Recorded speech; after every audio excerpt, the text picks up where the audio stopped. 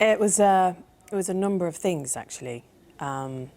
It's the awareness of growing older in a place that always stays young, Radio 1. It is an awareness of my kind of career being a bit more fragmented and starting new things that I'd always wanted to start. So I started writing, I started podcasting, so doing these other avenues that I've always wanted to explore that I didn't have time. Let's look just at the last couple of years. You've been really well placed to know what young people, particularly their experience of the last 2 years has been with the pandemic and everything, and what they've felt a lack of. What would you say? I mean, I work in nightlife as well, obviously as a DJ, and that has been, it's disappeared, it's fallen off a cliff. So for everyone in the industries, it's been completely traumatic. And for people who are kind of in their late teens, finishing school, doing things like missing out on proms, missing out on A-levels, all these huge milestone moments. The other things they're missing out on are those kind of rite of passage moments where you should be able to go and jump around in a field with your friends or in a nightclub and just lose yourself in music. And I feel like that is kind of underestimated as a thing, you know. Obviously there's more important things, but just the idea of connection and feeling part of something and feeling part of something bigger than yourself when you're in a crowd like that is I think quite profoundly important.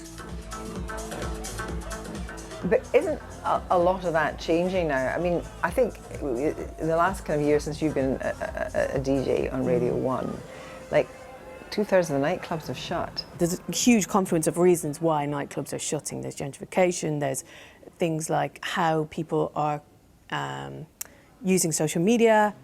People want to be in festivals, they want to be able to take selfies in front of signs, and they want daylight, and they want to, you know, they want glitter, and they want outfits. And nightclubs are traditionally dark, sweaty spaces where it's not about being seen. And I think there's a new generation of kids where your life is always through a prism of being seen because of social media.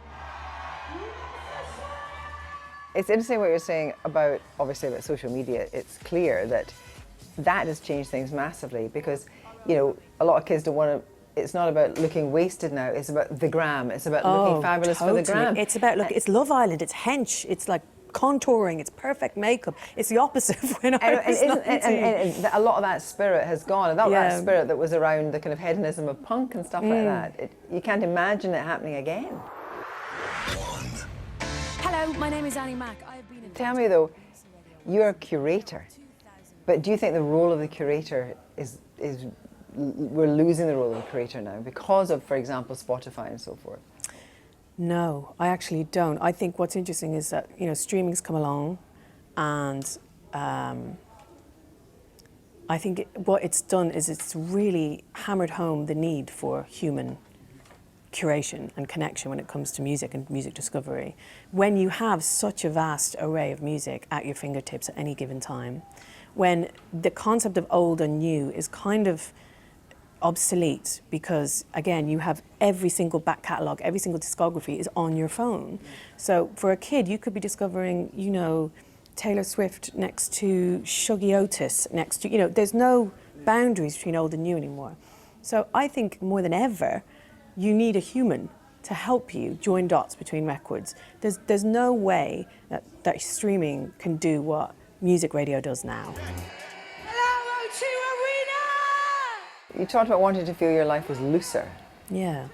Do you think it's been too stressful? At times, most definitely. You know, anyone who's a working mother who's juggling lots of things, which I did, I was not very good at saying no for a while. I took a lot on. I was very ambitious. I wanted to do everything, and I also wanted to prove that I could, as a woman, do everything. And then there came a point with my second kid where I was like, actually, I don't want to do everything anymore. Yeah. And I think even saying that out loud is an anathema to some people. And yet, you know, we know now, no, we can't have it all. You can't have it all. You just can't. And I think knowing that is power. And when I announced I was leaving, I think, you know, the main headline, I did an interview for the Times, and of course the headline was quoting me something that I didn't say, saying, at 42, I've left for the kids, which is just not the case. You know, there's lots of other things that I want to do work-wise. Someone described it as it's the idea of kind of getting a sofa and moving it around the living room. That's what I'm doing with my career. I'm just shifting things, you know, to suit me. to get a new perspective. And where's the sofa going next? I don't know yet. Probably under the window. I don't know. No, but I mean, you've played thousands upon thousands upon thousands of tracks. Yeah. And people have soundtracks of the most mundane things in their lives, don't they? Yeah. But if you were to say there was something that still resonates with you, something that moved you, something that changed you, do you have that kind of talisman of a song? There's a song by a Detroit techno producer called DJ Rolando, and it's called Nights of the Jaguar, and it's an instrumental song, and it is just transcendent. There's one more thing I forgot to say, that as a 43-year-old woman, I just can tell you this, that life goes by really, really fast. Life is short. It thunders by. And if you like the music, you gotta get up and dance. Just do it. I've been trying to figure out how you kind of sum up 17 years of radio. Like, how do you, it's so intangible, it's so transient, it's so impermanent. Someone texted in to be like, it is tangible because you're changing how people feel. And that's really important. And I think that's what music does. It kind of, it changes how you feel, and it makes you feel alive. That's it. Annie Mac, thank you very much. Thank you.